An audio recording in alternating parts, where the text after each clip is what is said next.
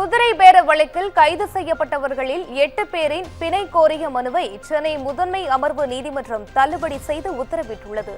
தாவிக Uthangarai MLA இளையராஜாவிடம் குதிரை பேரம் நடத்தியதாக பதிவு செய்யப்பட்ட வழக்கில் திருவல்லிக்கேணி போலீசாரால் 11 பேர் கைது செய்யப்பட்டனர். இவர்களில் திருநாவுக்கரசு, தியாகராஜன், ராஜேஷ் உள்ளிட்ட 8 பேர் தங்களுக்கு பிணை கோரி சென்னை முதன்மை அமர்வு நீதிமன்றத்தில் மனு தாக்கல் செய்திருந்தனர். இந்த வழக்கை விசாரித்த நீதிபதி எஸ். கார்த்திகேயன் 8 பேரின் மனுக்களையும் தள்ளுபடி செய்து உத்தரவிட்டார்.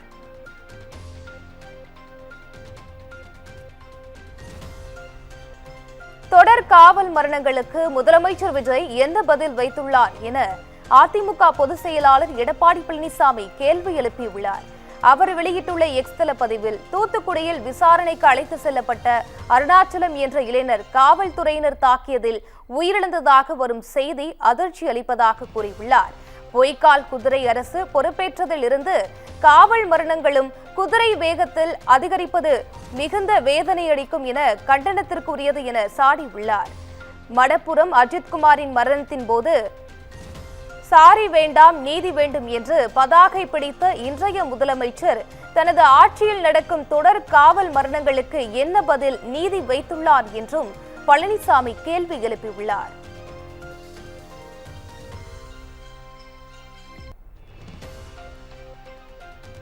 சமூக நீதி விடுதிகளில் மாணவர்களுக்கு தரமான உணவு வழங்க தவறினால் விடுதி காப்பாளர்கள் மீது கடும் நடவடிக்கை எடுக்கப்படும் என சமூக நீதித்துறை அமைச்சர் வன்னியரசு எச்சரிக்கை விடுத்துள்ளார். நெல்லை புதிய பேருந்து நிலையம் அருகே உள்ள பள்ளி கல்லூரி மாணவர்களுக்கான சமூக நீதி விடுதியில் திடீர் ஆய்வு நடத்தினார். விடுதியில் மாணவர்களின் அறைகளுக்கு சென்று அவர்களுடன் தரையில் அமர்ந்து கலந்துரையாடினார். பின்னர் செய்தியாளர்களை சந்தித்த அமைச்சர், விடுதிகளில் சிறு குறை ஏற்பட்டாலும் அதற்கு காப்பாளர்கள்தான் பொறுப்பு என கூறினார். குறைகளை நாங்கள் கேட்டறிஞ்சு அதை சரி செய்வதற்கு விடுதி காப்பாளர்களுக்கு அவர்களுக்கெல்லாம் நாங்கள் எச்சரிக்கையை கொடுத்துருக்குறோம். இதெல்லாம் ஒழுங்காக செய்யணும் இருக்கோம். மாணவர்கள் நலன் கருதி இதெல்லாம் செய்யணும், இல்லைன்னா கடுமையான நடவடிக்கை எடுக்கப்படும் அப்படிங்கிறத எந்த மாற்று கருத்தும் இல்லை. இவர்கள் இனிமேல் தப்பிக்க முடியாது. இனிமேல் இதை சொல்லிட்டு எங்காவது எஸ்கேப் ஆகி கடந்த முறை இருந்ததோட மெத்தனமாக இருந்தால் விடுதி காப்பாளர்கள் விடுதியில் இருக்கிற யாராக இருந்தாலும் கடும் நடவடிக்கைக்குள்ளாவார்கள் என்பதில் எந்த மாற்று கருத்தில் மாணவர்களுக்கான அரசு நம்முடைய அரசு, மாணவர்களுக்கான முதல்வர் நம்முடைய முதல்வர். சிதம்பரம் நடராஜர் கோவிலில் மாநில நிபுணர் குழுவின் ஒப்புதல் பெறாமல் கட்டுமான பணிகள் செய்யப்பட்டுள்ளதா என அறிக்கை தாக்கல் செய்ய புராதன சின்ன ஆணைய குழுவுக்கு சென்னை உயர்நீதிமன்றம் உத்தரவிட்டுள்ளது. இது தொடர்பான வழக்கு நீதிபதிகள் ஜி. ஜெயச்சந்திரன், எஸ். சவுந்தர் சிறப்பு அமர்வு முன் விசாரணைக்கு வந்தபோது அனுமதியின்றி கோவிலுக்குள் மண்டபம் கட்டி பரதநாட்டிய அரங்கை கோசாலையாக மாற்றியுள்ளதாக மனுதாரர் தரப்பில் குற்றம் சாட்டப்பட்டது. பொதுநல தீட்சிதர்கள் தரப்பில் எந்த கட்டுமானங்களும் மேற்கொள்ளப்பட மாட்டாது என ஏற்கனவே நீதிமன்றத்தில் உத்தரவாதம் அளித்துள்ளதாக விளக்கம் அளிக்கப்பட்டது. இதையடுத்து உயர்நீதிமன்ற உத்தரவின்படி அமைக்கப்பட்டுள்ள புராதன சின்ன ஆணையம் நேரில் ஆய்வு செய்து விரிவான அறிக்கை தாக்கல் செய்ய உத்தரவிட்டு விசாரணையை ஆகஸ்ட் 27ஆம் தேதிக்கு தள்ளி வைத்தனர்.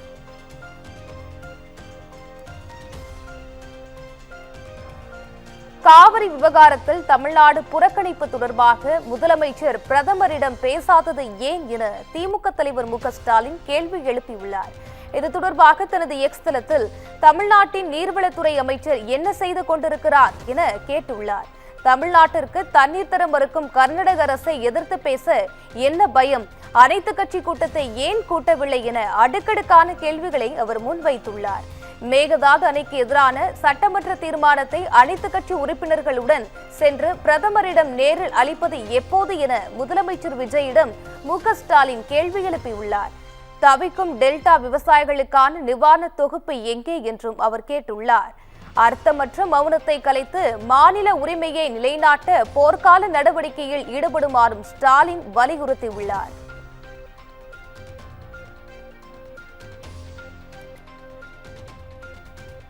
அண்ணாமலையை எதிர்த்து போட்டியிட்ட சிங்கை ஜி. ராமச்சந்திரன் அதிமுகவிலிருந்து விலகியுள்ளார். சிங்கை ராமச்சந்திரன் கடந்த 2024ஆம் ஆண்டு மக்களவைத் தேர்தலில் கோவை தொகுதியில் அப்போதைய பாஜக மாநில தலைவர் அண்ணாமலை, திமுக வேட்பாளர் பி. கணபதி ராஜ்குமாரை எதிர்த்து அதிமுக சார்பில் களமிறக்கப்பட்டார்.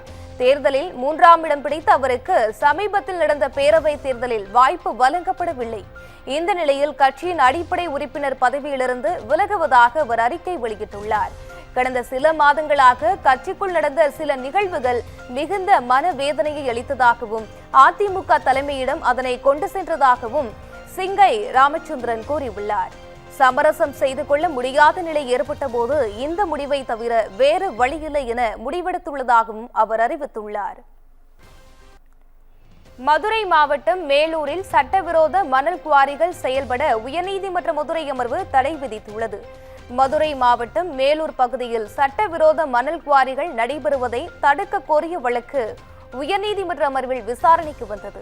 அப்போது இயற்கை வளங்கள் சுரண்டப்படுவதை இனியும் கண்களை மூடி வேடிக்கை பார்க்க முடியாது என்று நீதிபதிகள் எச்சரிக்கை விடுத்தனர். மேலும் சட்டவிரோத குவாரிகள் செயல்பாட்டிற்கு உடனடியாக மாவட்ட கலெக்டர் தடை விதித்து நடவடிக்கை எடுக்க வேண்டும் எனவும் உயர்நீதிமன்ற மதுரை அமர்வு உத்தரவிட்டது. தவறும் பட்சத்தில் நீதிமன்றத்தில் நேரில் ஆஜராக உத்தரவிட நேரிடும் என நீதிபதிகள் எச்சரிக்கை விடுத்தனர்.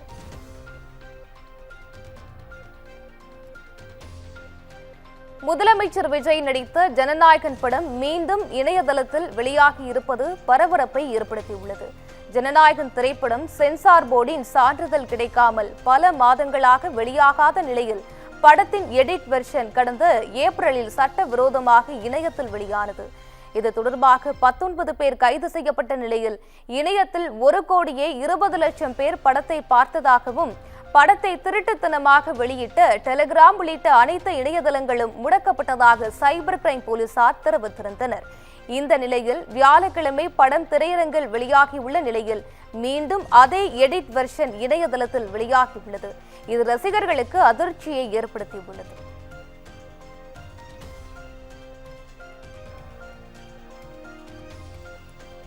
தஞ்சை பெரிய கோவிலில் பல நூற்றாண்டுகளுக்கு முன்பு மாயமான மற்றும் சிதலமடைந்த சிலைகள் குறித்து தொல்லியல் துறையினர் ஆய்வு மேற்கொண்டனர். பெரிய கோவிலின் 8 திசை காவல் தெய்வங்களாக அக்னி, இந்திரன், யமன், நிர்தி பகவான், வர்ணன், வாயு, குபேரன், ஈசானி ஆகிய சிலைகள் இருந்தன. இதில் குபேரன், இந்திரன், நிர்தி பகவான், யமன் சிலைகள் பல நூற்றாண்டுகளுக்கு முன் மாயமான நிலையில் மீதமுள்ள 4 சிலைகள் சிதிலமடைந்துள்ளது. மாயமான சிலைகளை நிர்மாணம் செய்து பக்தர்கள் வழிபாட்டிற்கு திறந்துவிட உத்தரவிட கோரிய பொதுநல மனுவை விசாரித்த உயர்நீதிமன்ற மதுரை அமர்வு வரும் 28ஆம் தேதி அறிக்கை தாக்கல் செய்ய உத்தரவிட்டதை தொடர்ந்து தொல்லியல் துறையினரும் அறநிலையத்துறையினரும் அரண்மனை தேவஸ்தானத்துடன் இணைந்து ஆய்வு மேற்கொண்டனர்.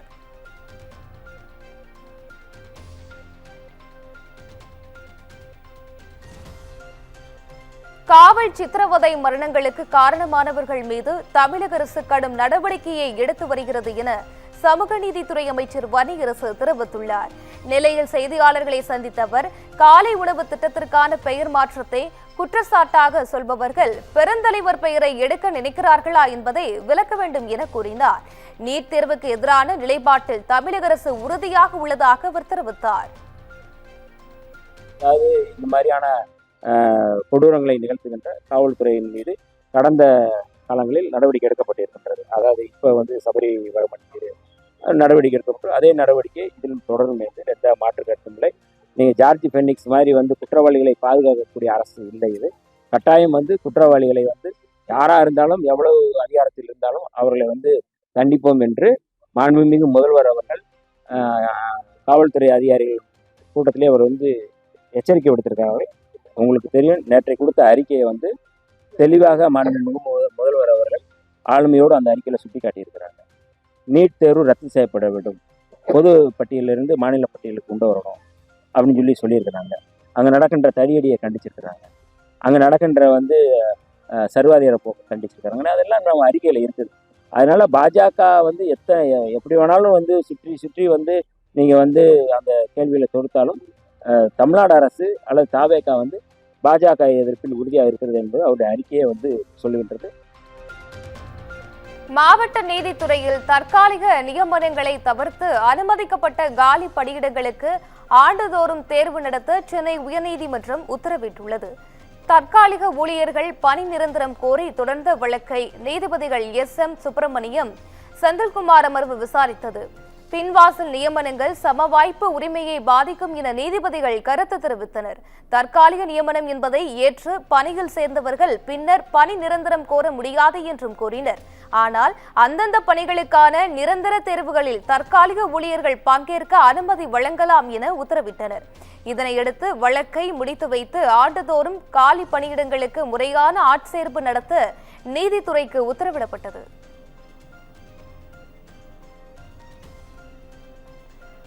அதிகாரிகள் அரசியல் செய்யாமல் பணிகளை மேற்கொள்ளவில்லை என்றால் கடுமையான விளைவுகள் ஏற்படும் என மாநகராட்சி கூட்டத்தில் திமுக கவுன்சிலர் எச்சரிக்கை விடுத்த சம்பவம் பரபரப்பை ஏற்படுத்தியுள்ளது. நாமக்கல் திருச்செங்கோடு சாலையில் உள்ள மாநகராட்சி அலுவலக கூட்டரங்கில் மாநகராட்சி கவுன்சிலர்கள் கூட்டம் நடைபெற்றது. இதில் பேசிய திமுக கவுன்சிலர் சரவணன், தமிழகத்தில் ஆட்சி மாற்றம் ஏற்பட்ட பிறகு வார்டுகளில் எந்த பணிகளும் நடைபெறவில்லை என குற்றம் சாட்டினார். மேலும் மாநகராட்சி பகுதிகளில் அதிகமாக இருக்கும் நாய்களை கட்டுப்படுத்த நடவடிக்கை எடுக்க வேண்டும் எனவும் கூறினார்.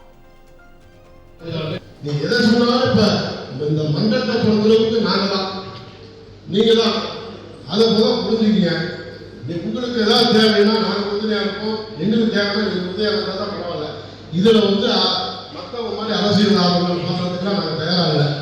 இது மறுபடியும் பிறந்தால் விளைவுகள் கடுமையாக இருக்கும். ஜாமீன் கோரிய திமுக எம்எல்ஏ மார்க்கண்டேயன் வழக்கு தொடர்பாக காவல்துறை பதிலளிக்க சென்னை உயர்நீதிமன்றம் உத்தரவிட்டுள்ளது. முதலமைச்சர் விஜய்க்கு மிரட்டல் விடுக்கும் வகையில் பேசியதாக விளாத்திக்குளம் திமுக எம்எல்ஏ மார்க்கண்டேயன் கைது செய்யப்பட்டார். தொடர்ந்து பாளையங்கோட்டை மத்திய சிறையில் அவர் அடைக்கப்பட்டுள்ளார். இவரது ஜாமீன் மனு சென்னை உயர்நீதிமன்றத்தில் விசாரணைக்கு வந்தது. அப்போது எந்த நோட்டீஸும் அனுப்பவில்லை, அனைத்து விதிகளும் மீறப்பட்டுள்ளது என எம்எல்ஏ தரப்பு வாதிட்டது. அரசு தரப்பில் பதிலளிக்க அவகாசம் வழங்க கோரிக்கை விடுக்கப்பட்டது. இதனை ஏற்ற உயர்நீதிமன்றம் காவல்துறை பதிலளிக்க உத்தரவிட்டு வழக்கை ஜூலை 27ஆம் தேதிக்கு ஒத்திவைத்தது.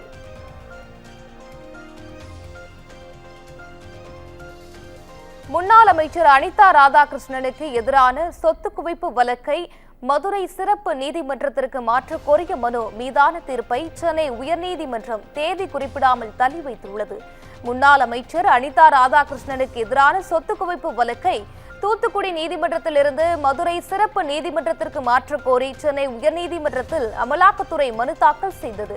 இந்த மனு தலைமை நீதிபதி சுஸ்ருத் அரவிந்த் தர்மாதிகாரி அருள்முருகன் அடங்கிய அமர்வில் விசாரணைக்கு வந்தது. இருதரப்பு வாதங்களையும் கேட்ட நீதிபதிகள் அமலாக்கத்துறை மீதான தீர்ப்பை தேதி குறிப்பிடாமல் தள்ளி வைத்துள்ளனர்.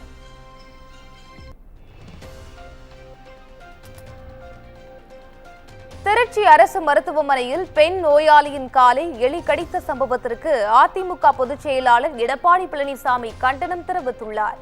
இது தொடர்பாக தனது எக்ஸ் தளத்தில் எலி கடித்து கால் விரல் இழந்துள்ள பெண்ணிற்கு தாவேக அரசு என்ன பதில் வைத்துள்ளது என கேட்டுள்ளார். மக்கள் திண்டாடி கொண்டிருக்க சுகாதாரத்துறை அமைச்சரோ ஜனநாயகன் படத்தின் FTFS பார்த்து கொண்டாடி செல்ஃபி பதிவிட்டு வருவதாகவும் தெரிவித்துள்ளார்.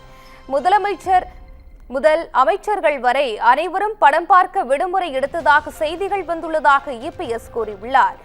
நாடும் நாட்டு மக்களும்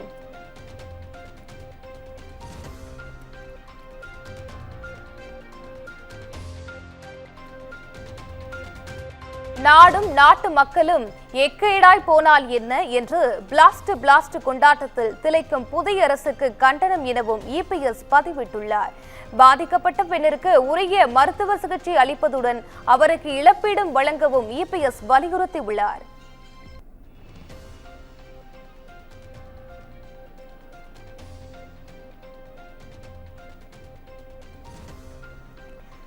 தமிழகத்தில் மேலும் 2 DNA ஆய்வகங்களை அமைக்க உள்ளதாக தமிழக அரசு சென்னை உயர்நீதிமன்றத்தில் தெரிவித்துள்ளது. திருவண்ணாமலை கோவிலுக்கு வந்த ஆந்திர பெண் பாலியல் வன்கொடுமை செய்யப்பட்டது தொடர்பான வழக்கு தலைமை நீதிபதி SA தர்மாதிகாரி நீதிபதி G அருள்முருகன் அடங்கிய அமர்வில் மீண்டும் விசாரணைக்கு வந்தபோது பெண்கள் மற்றும் குழந்தைகளுக்கு எதிரான குற்றங்களை தடுக்க தீவிர நடவடிக்கை எடுத்து வருவதாக அரசு தரப்பில் கூறப்பட்டது. மேலும் சென்னை உள்ளிட்ட 3 இடங்களில் மரபணு பரிசோதனை ஆய்வகங்கள் செயல்பட்டு வருவதாகவும் மேலும் 2 ஆய்வகங்கள் அமைக்கப்பட உள்ளதாகவும் தெரிவிக்கப்பட்டுள்ளது.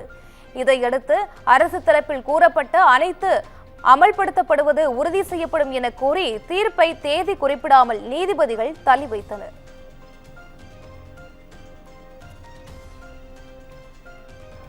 அரசையோ அமைச்சர்களையோ வெறுமனவே விமர்சிப்பது அரசுக்கோ அல்லது பொது அமைதிக்கோ எதிரான குற்றமாகாது என சென்னை முதன்மை அமர்வு நீதிமன்றம் கூறியுள்ளது. பழனி கோவில் நில விவகாரத்தில் அறநிலையத்துறை அமைச்சர் ரமேஷ் மீது சமூக வலைதளங்களில் அவதூறு பரப்பியதாக வினோத் சூரியகுமார் என்பவரை போலீசார் கைது செய்தனர்.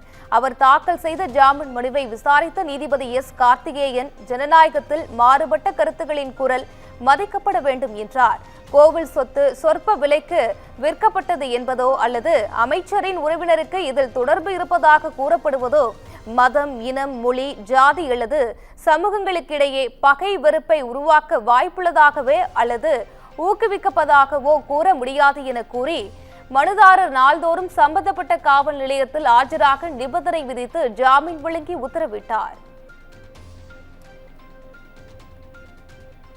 மதுரை மாவட்டம் சோழவந்தான் ரயில் நிலையத்தை தொடர்ந்து தபால் நிலையத்திலும் இந்தி எழுத்துக்கள் அளிக்கப்பட்ட சம்பவம் பரபரப்பை ஏற்படுத்தியுள்ளது.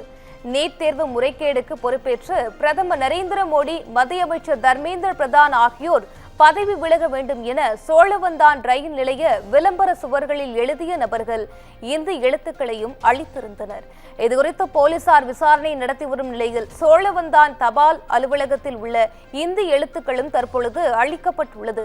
நீட் தேர்வு விவகாரத்தில் டெல்லியில் மாணவர்கள் போராட்டம் உச்சம் தொட்டுள்ள நிலையில் தமிழகத்திலும் அது எதிரொலிக்க தொடங்கி இருப்பதையே இந்த தொடர் சம்பவங்கள் காட்டுவதாக சமூக ஆர்வலர்கள் தெரிவித்துள்ளனர்.